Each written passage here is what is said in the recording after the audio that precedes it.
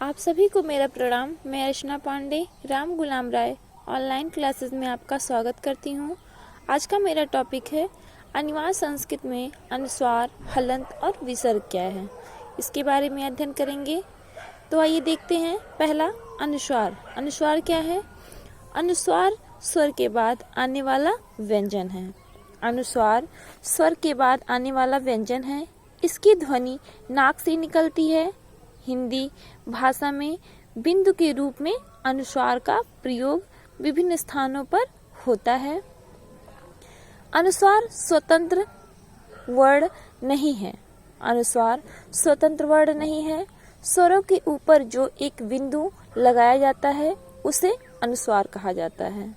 स्वरों के ऊपर जो एक बिंदु लगाया जाता है उसे अनुस्वार कहा जाता है। अनुस्वार हमेशा स्वर के ऊपर लगता है, न कि व्यंजन के ऊपर। अनुस्वार म तथा न व्यंजन का ही रूप है। अनुस्वार म तथा न व्यंजन का ही रूप है। जैसे अंग, रंग, भंग, जंग, ढंग, आहंग, त्वंग आदि। इसमें सभी पे अंग की मात्रा लगी हुई है, तो ये अनुस्वार हो गया। आइए देखते हैं दूसरा, अनुनासिक। अनुनासिक क्या है? अनुस्वार अनुनासिक स्वरों के उच्चारण में मुंह से अधिक तथा नाक से बहुत कम सांस निकलती है। अनुनासिक स्वरों के उच्चारण में मुंह से अधिक तथा नाक से बहुत कम सांस निकलती है। किसी अक्षर या स्वर के ऊपर अनुनासिक का प्रयोग चंद्र बिंदु के रूप में होता है, जो कि सिरोरेखा के ऊपर लगता है, दूसरे शब्दों में किसी अक्षर के ऊपर जो अर्धचंद्र लगाया जाता है उसे अनुनासिक कहते हैं। जैसे आँख पर चंद्र बिंदु लगा है। माँ, ना, गाँव आदि ये अनुनासिक हैं। स्पर्श वर्णों का प्रत्येक पांचवा अक्षर अनुनासिक होता है। जैसे क वर्ग है, च वर्ग है, ट वर्ग है, त वर्ग है और पा वर्ग है। ये पांचों वर्ग हैं। इसका पांचवा अक्षर अनुनासिक होता है, क्योंकि उनका उच्चारण करने के लिए मुंह की वायु को नासिका की सहायता से बाहर निकाला जाता है। क्योंकि उनका उच्चारण करने के लिए नासिका की सहायता से वो बाहर निकलता है, वो वर्ड बाहर निकलता है। जैसे इया, ड़, इयं, ड़, न, म। ये क्या है? अंगा, इया, ड़, न, म। ये पांचों पंचमाक्षर हैं। ये अनुनासिक हैं। अब आइए देखते हैं अनुस्वार एवं अनुनासिक में अंतर। अब अनुस्वार एक कॉलम बनाते हैं, तो एक अनुस्वार और एक अनुनासिक। अब आइए देखते हैं अनुस्वार में पूर्ण बिंदु का प्रयोग किया जाता है। अनुनासिक में चंद्र बिंदु का प्रयोग किया जाता है। अनुनासिक चंद्र बिंदु होता है। अनुस्वार क्या है? अनुनास अंग की मात्रा होता है। अनुनासिक चंद्र बिंदु होता है का प्रयोग किया जाता है। दूसरा है, अनुस्वार को बदलकर वर्ण के रूप में लिखा जाता है। अनुस्वार को बदलकर वर्ण के रूप में लिखा जा सकता है। अनुनासिक को परिवर्तित करके नहीं लिखा जा सकता है। जैसे अनुस्वार को बदलकर वर्ण के रूप में लिखा जाता है, न और अंग की मात्रा न और म लगा करके लिखा जा सकता है। अनुनासिक को परिवर्तित करके नहीं लिखा जा सकता। सिरोरेखा से ऊपर लगी मात्राओं और शब्दों में अनुनासिक के स्थान पर अनुस्वार का प्रयोग किया जाता है। सिरोरेखा से ऊपर लगी मात्राओं वाले शब्दों में अनुनासिक के स्थान पर अनुस्वार का प्रयोग किया जाता है। जैसे गोद, कपोल, क्योंकि आदि। ये सब क्या है? अनुस्वार है। अनुनासिक का प्रयोग केवल उन शब्दों में किया जाता है जहां मात्राएं सिरोरेखा से ऊपर न लगी हों। एक बार फिर से देखते हैं। अनुनासिक का प्रयोग केवल उन शब्दों में किया जाता है जहाँ मात्राएं सिरोरेखा से ऊपर न लगी हों, जैसे चाँद, हंसना, पूछना आदि। ये क्या है? अनुनासिक है। अनुस्वार का प्रयोग तब करना चाहिए जब उच्चारण में ना वर्ण स्पष्ट सुनाई दे तथा उच्चारण करते समय ध्वनि केवल नाक से निकलती है। एक बार फिर से देखते हैं। अनुस्वार का प्रयोग तब करना चाहिए जब उच्चारण में ना वर्ण स्पष्ट सुनाई दे तथा उच्चारण करते समय ध्वनि केवल नाक से निकलती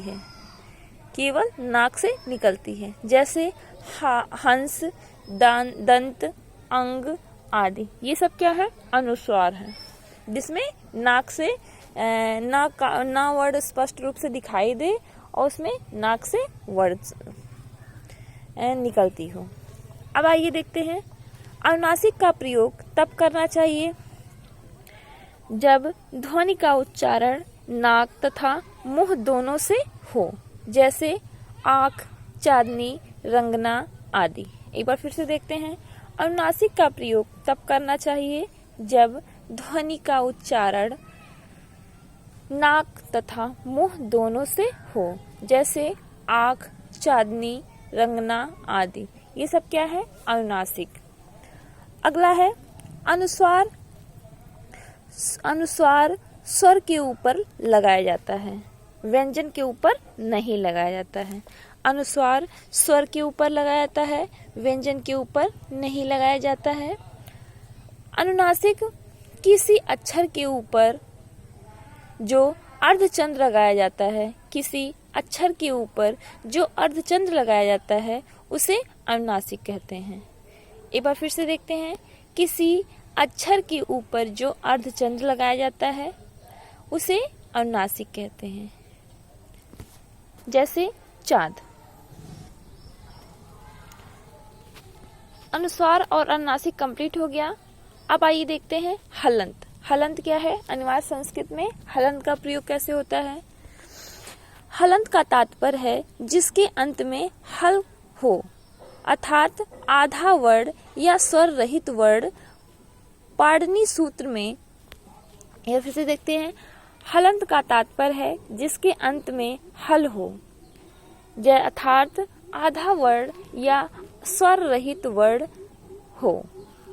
पाणिनि सूत्र में हल प्रत्याहार के अंतर्गत समस्त व्यंजन वर्ण आते हैं, इसलिए हल का अर्थ है हुआ व्यंजन वर्ण। इस प्रकार जिस शब्द के अंत में स्वर रहित व्यंजन हो उसे हलंत शब्द कहते हैं। हलंत शब्द को व्यक्त करने के लिए हल चिन्ह का प्रयोग किया जाता है। हलंत शब्द को व्यक्त करने के लिए हल चिन्ह का प्रयोग किया जाता है। हलंत शब्द के अंत में व्यंजन को आधा बना देते हैं। हलंत शब्द के अंत में व्यंजन को आधा बना देते हैं क्योंकि अंतिम वर्ण कभी भी आधा नहीं लिखा जाता है, क्योंकि अंतिम अक्षर कभी भी आधा नहीं लिखा जाता। जैसे अकस्मात में ता पर हलंत है। परिषद में द पर हलंत है। महान में न पर हलंत है। विराट में ट पर हलंत है, ये आधा उसको पढ़ते हैं। सन न पर हलंत है, सन में ये भी हलंत है। ये हलंत के अंतर्गत आते हैं। अब आइए देखते हैं विसर्ग। विसर्ग क्या है? विसर्ग महाप्राण सूचक एक शब्द स्वर है। विसर्ग महाप्राण सूचक एक स्वर है, जैसे रामः, प्रातः, अतः, संभवतः। रामः में विसर्ग लगा है, प्रातः में भी विसर्ग लगा है, अतः में भी विसर्ग लगा है, दो बिंदु लगा है, विसर्ग है। संभवतः आदि में अंत में किसी अंत में विसर्ग आया है। विसर्ग के साथ स्वर या व्यंजन लगने से इसमें ध्वनिगत परिवर्तन होता है। विसर्ग के साथ स्वर या व्यंजन लगने में इसमें ध्वनिगत परिवर्तन होता है। विसर्ग सदैव किसी न किसी स्वर के बाद होता है। विसर्ग सदैव किसी न किसी स्वर के बाद होता है। इसका वाचन करते समय अंत में अहंग आता है, आता है। जैसे राम अवतारः में रा पर विसर्ग है। सरोजः में जा पर विसर्ग है। सुरेंद्र में द पर विसर्ग है। पावकः में क पर विसर्ग है आदि। यह कभी कभी दो शब्दों के बीच लगता है। यह कभी कभी दो शब्दों के बीच लगता है। जैसे दुख